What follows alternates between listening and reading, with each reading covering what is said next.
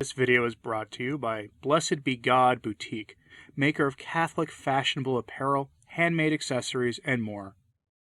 We have what some could call our first leak from the Synod on synodality.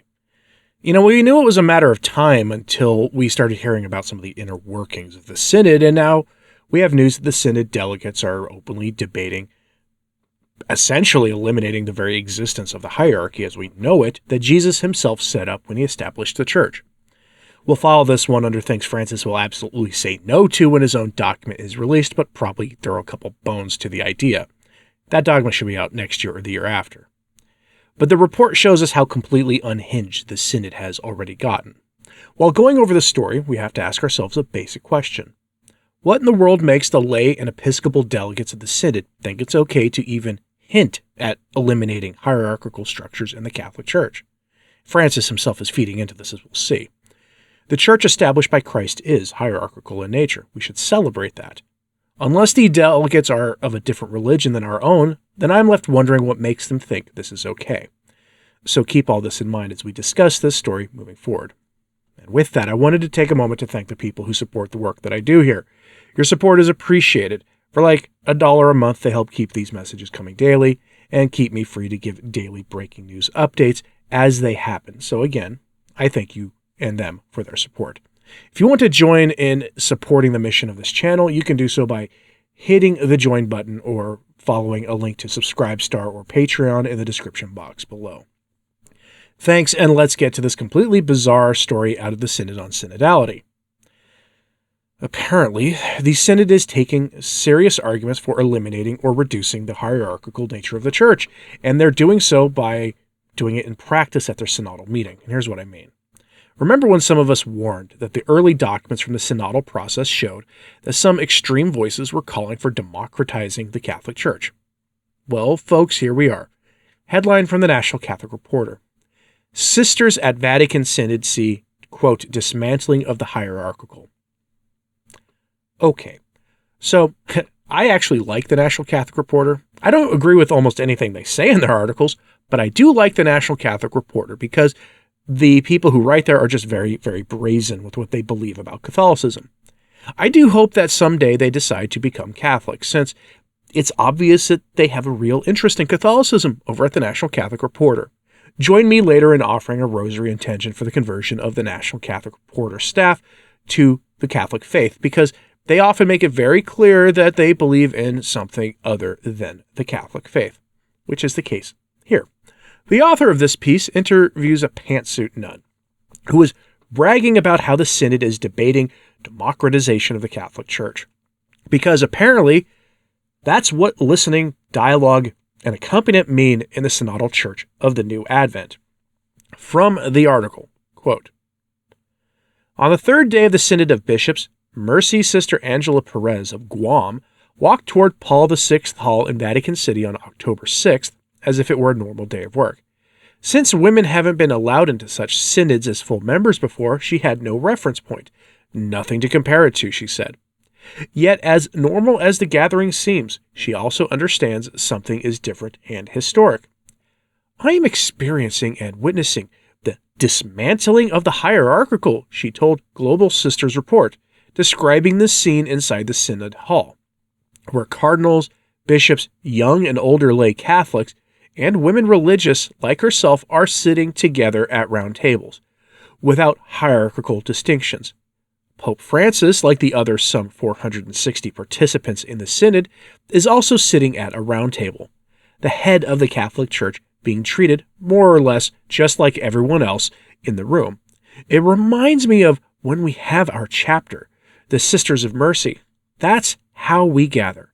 And to gather there like that, and the Pope in the circle at one of those tables with the other participants, it's just very positive to see that, she told GSR.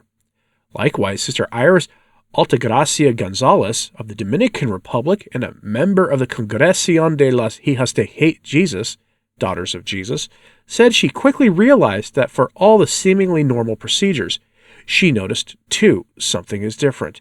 I arrived all innocent, calm, she told GSR on October 6th. And then after being here, I realized the enormity that I'm attending something really historic. really significant for the church. I think this is not a synod like the others. It's puzzling for her to hear people outside the synod express worries about its discussions, since she believes that's what largely is taking place is a conversation, a listening to oneself, others, and God, she said. I have this sensation that we're returning to the origin, to what the church was from the beginning and should be, based on the gospel, she said, to follow Jesus and not to focus on rules. This is about following Jesus as a church, as a community, and from that point, there is nothing to fear, end quote. I'm glad she's openly advocating religious anarchy, by the way. I mean, that's refreshing. Now, she's, of course, referring to what I can confidently call the most unnatural thing happening in the synod, aside from Francis being gifted demonic idols and accepting them with a smile on his face. Aside from that, the most unnatural occurrence at the synod are pictures like this of Francis and the bishops sitting around tables with laity and treating each other as their equals. The church is hierarchical in nature, and it has been since the founding of the church by Christ. We even see it in the Bible, with a clear distinction being made between the apostles and the disciples of Christ. They were two distinct groups, the apostles being above them in a hierarchy. But here we have everyone sitting together like they're at a bingo hall or community breakfast talking about their favorite local sports team. It's a violation of the natural hierarchy of the church. This is the first step to dismantling the hierarchical nature of the church, and the nuns bragging about that are completely right when they say that they are witnessing the dismantling of hierarchy. The difference is they're celebrating it, and we should not be. Now, I've not hidden the fact that I personally find it unnatural that even members of schismatic and heretical groups that are not in communion with Rome are participating in the synod, but in the following case, I will make one exception. An Orthodox delegate pointed out that what we're seeing from the synod in Rome has absolutely nothing to do with historical synodal traditions, especially as they're currently practiced in the Orthodox Church, which are pretty similar to what they were practiced in the early church broadly. The following excerpt comes from an intervention letter written by an Eastern Orthodox metropolitan to the synod, and the letter was rather surprisingly published by Vatican News. They published it in full, and when you read it, you realize that, like pretty much everything else the post-conciliar church has said was a practice of the early church, synodality was not practiced by the early church, at least not in this form. The same is true with communion in the hand, Mass in the vulgar tongue as we understand it, Mass with the priest facing the laity, deaconettes, and all the rest of it. According to this patriarch, quote, for the Orthodox, synodality corresponds to the practice established by the First Ecumenical Council, Nicaea in 325, of gathering the bishops of a region at least twice a year under the presidency of their protovos, see Canon 5 of the Orthodox Code of Canon Law. This synodality is best described by Apostolic Canon 34.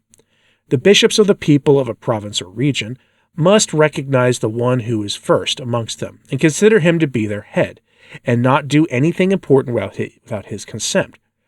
Each bishop may only do what concerns his own diocese and its dependent territories, but the first cannot do anything without the consent of all.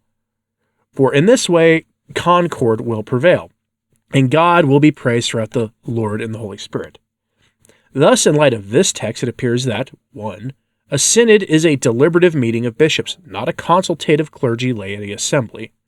2. There cannot be a synod without a primate/protos, and there cannot be a primate/protos without a synod. 3. The primate is part of the synod. He does not have superior authority for the synod, nor is he excluded from it. 4.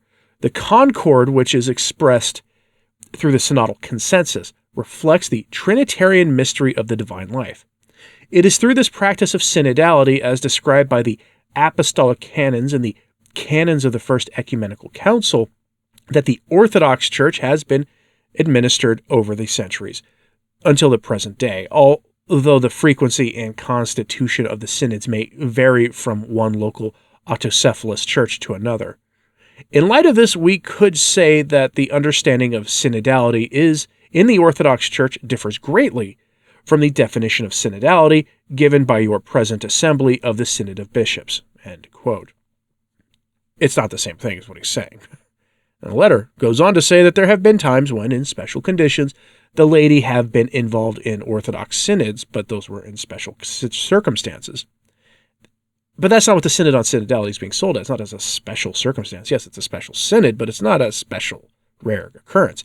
It's clear even to the Orthodox present that this is just another example of modernist Rome diverging from the faith of the Church and its governing practices in the name of antiquarianism, which is part of the modernist heresy.